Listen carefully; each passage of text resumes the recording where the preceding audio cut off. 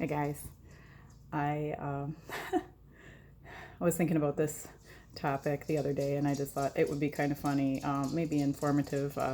I have been a barber cosmetologist for about 20 years, and I'm realizing as an INFJ that I notice some things that maybe other people wouldn't. So I am going to read you off this list that I composed myself, and just from observations I've made in the last 20 years, and a lot of it to me and maybe many other people is common sense, but maybe not. So anyway, let's get started.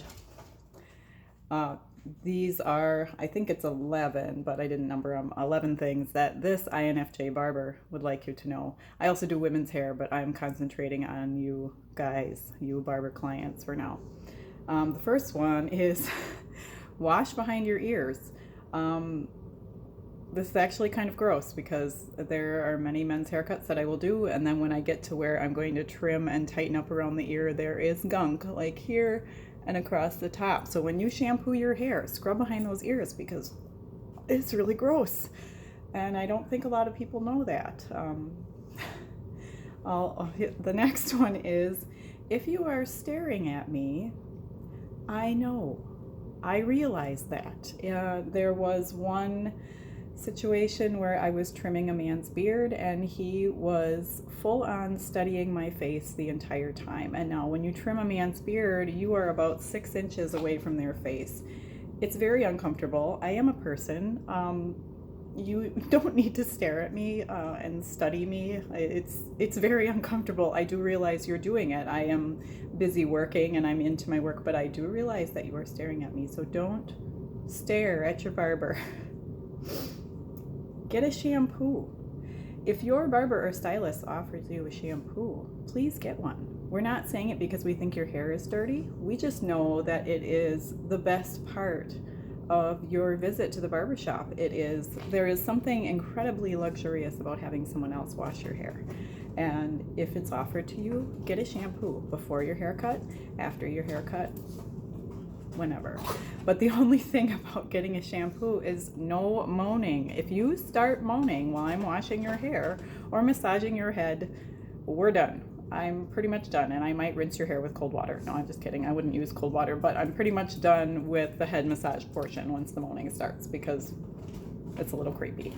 Also, when you're getting a shampoo, do not look up and make eye contact with me. It's uncomfortable.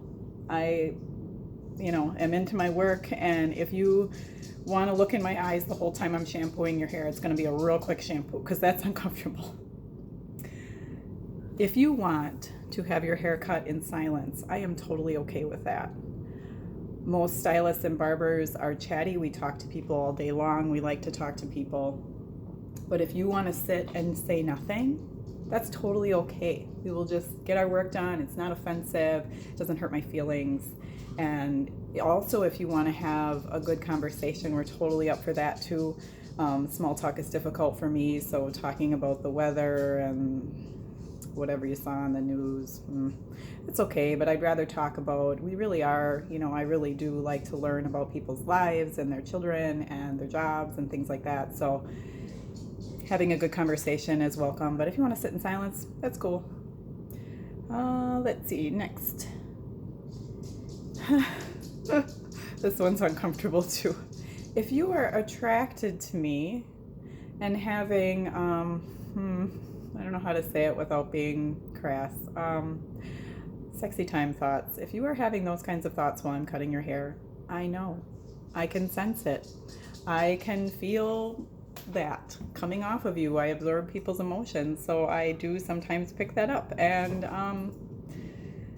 if you are a client of mine and that happens, I will know, and I generally will start talking about how I butcher my own chickens or something, anything to do with that topic. So if you are attracted to your stylist or barber, they probably know that. They can probably feel it. Maybe they can't, but they probably know that. So instead of thinking about things that might be inappropriate to think about your barber, think about something totally different than that, like butchering chickens or something like that. If you are going to use barber terms, please know what they mean.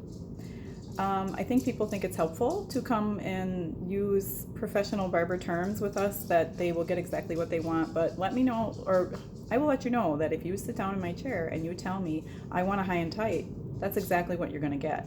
And if you think it is something else other than, a bald shave almost to the top of your head with a slight blend and little to no hair on top, that's what a high and tight is. So that's what you'll get. If you tell me you want a skin fade, that's what you're going to get. If you tell me you want a hard part, that's what you're going to get. So if you're not sure of what the barber terms that you're using are, you're going to want to do some research. Otherwise, you might not be happy with your haircut. I have had many people ask me for like a high and tight, or a tight fade or whatever, and then I cut their hair and they're, oh my gosh, it's so short. Well, that is a very short haircut. So check your terms, do your research. It's much more helpful than using terms that you don't really understand. This is another one, and it's one of those things that I don't always want to bring up, but tip your barber.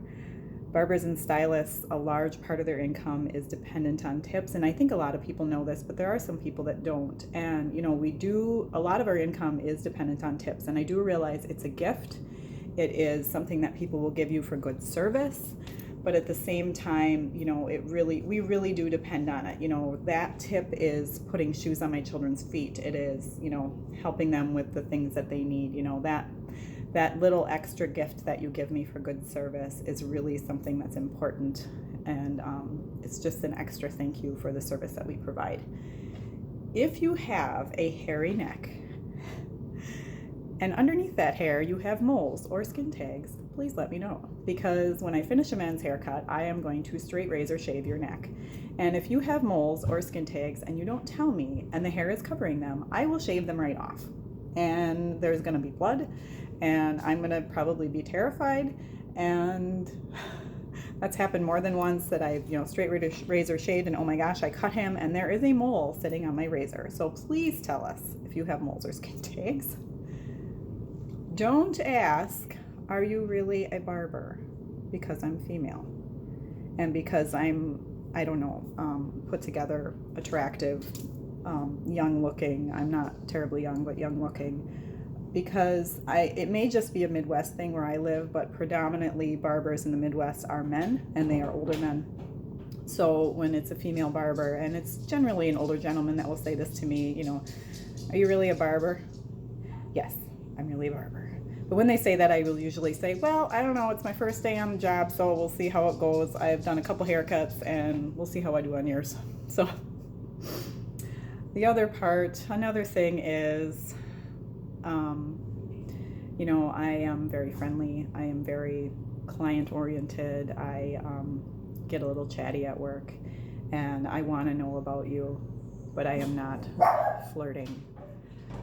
Don't confuse friendly customer service and love for clients as flirting, because we're not flirting.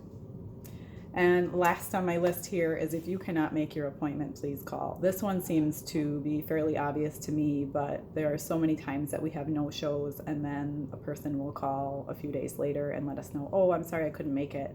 Can you get me in last minute at this point?